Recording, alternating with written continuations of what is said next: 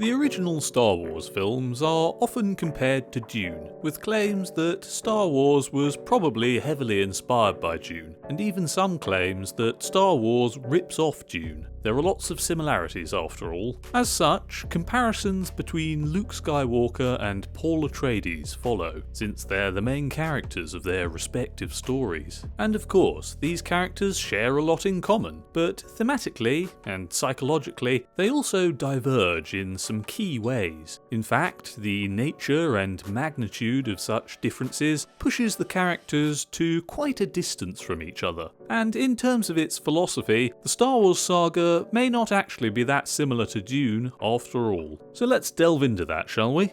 To begin with, we'll establish what's shared between these two characters. They both spend time living on dangerous, unforgiving desert planets, giving them formative experiences which inform their outlooks in different ways. Tatooine for Luke and Arrakis for Paul. On these planets, both characters suffer an event which propels them on their trajectory towards adventure and battle, as they have family murdered by tyrannical Imperial forces. On Tatooine, Luke's aunt and uncle are killed by the Empire. With nothing left for him on this planet anymore, the terrible event pushes him to accept the call to adventure, leave the planet, and embark on his classic hero's journey to take on the Empire. On Arrakis, the Harkonnens, accompanied by the Imperial soldiers, attack House Atreides, killing almost everyone, including Duke Leto, Paul's father. Paul and his mother Jessica escape to the harsh outlands of the desert, and Paul is set on his own trajectory to strike back against the Empire and the Harkonnens. So both Paul and Luke become resistance fighters in a war against oppressive empires. Through each of their narrative journeys, both characters are mentored by experienced and wise elder figures who nurture them into becoming capable warriors equipped to win their wars. Paul is mentored by Gurney Halleck, Lady Jessica, and Stilgar, each training him in different disciplines. Luke is mentored by Jedi Masters Obi-Wan Kenobi and Yoda, trained to be a Jedi Knight.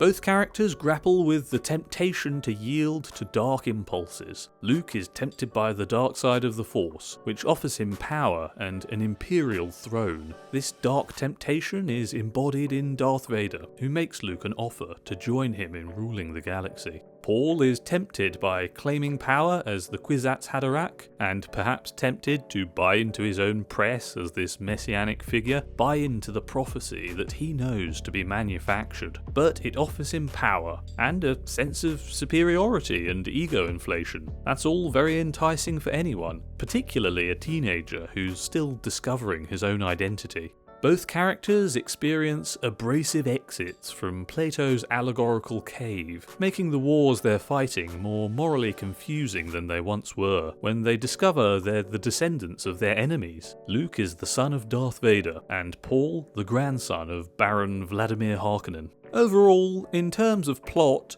both Luke and Paul have very similar character arcs. They're both adolescents who become inculcated in forms of mysticism, swept up in interplanetary wars, forging them into battle-hardened warriors. They end up in similar places, having overthrown the empires which oppressed them. But the implications for each character's victory are very different. And that moves us away from discussing these largely aesthetic similarities between the characters into discussing the differences, which are fewer in number but more significant.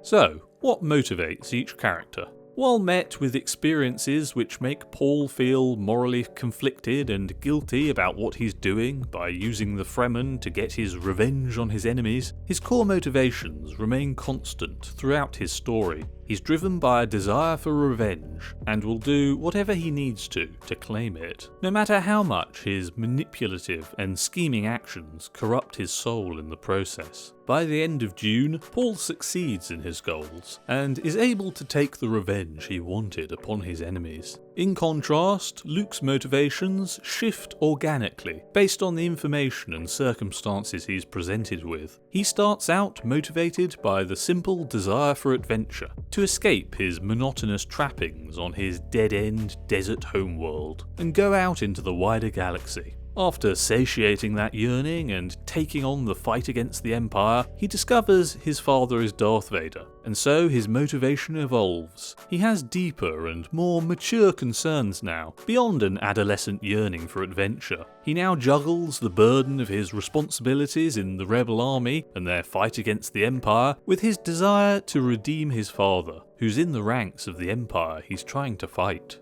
Now moving on to the moral conflict each character grapples with. Luke's journey is defined by his relation to a system of good and evil, with him having to resist evil and choose the path of good. The exploration of ethics in Dune is rather more complex. In this story, it's not so much good against evil, but more a choice between different bad paths for Paul. There are no good options for him to take. He's doomed whatever he does. If he chooses to fulfill the prophecy as the Kwisatz Haderach, he'll bring about a universe-wide holy war fought in his name. If he chooses not to fulfill this prophecy, his enemies will go unpunished for their crimes against his family, and Paul will be condemned to a life of hiding from them. Taking advantage of the position he's been placed in as the manufactured messiah of the Fremen means he has an opportunity to claim freedom from his oppressive circumstances by leading the Fremen to overthrow his enemies. Paul chooses the more appealing of those two paths, but as a result, his victory against the Harkonnens and Empire has ominous implications for the future. Whereas Luke's victory against the Empire is presented as unequivocally triumphant and good. In this regard, Star Wars largely frames morality as being polar, comprising two conflicting sides fighting in a zero-sum competition, dark versus light, good versus evil, without directly acknowledging the grey middle territory of the moral landscape, although this territory is indirectly alluded to.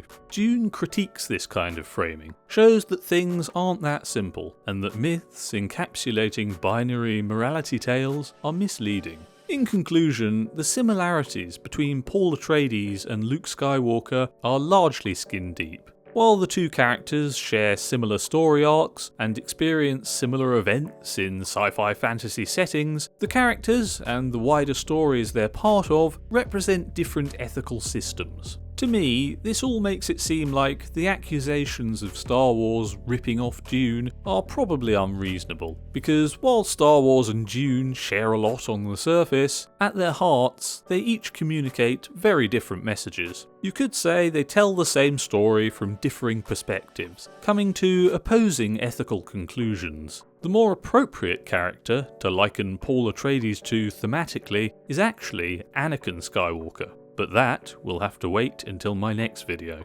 So, what do you think? Do you agree that Paul and Luke's similarities are mostly on the surface, or do you think there's something deeper shared between them that I've missed? Let me know in the comments below. Leave a like if you enjoyed, and subscribe for more. Thanks for watching, see you next time.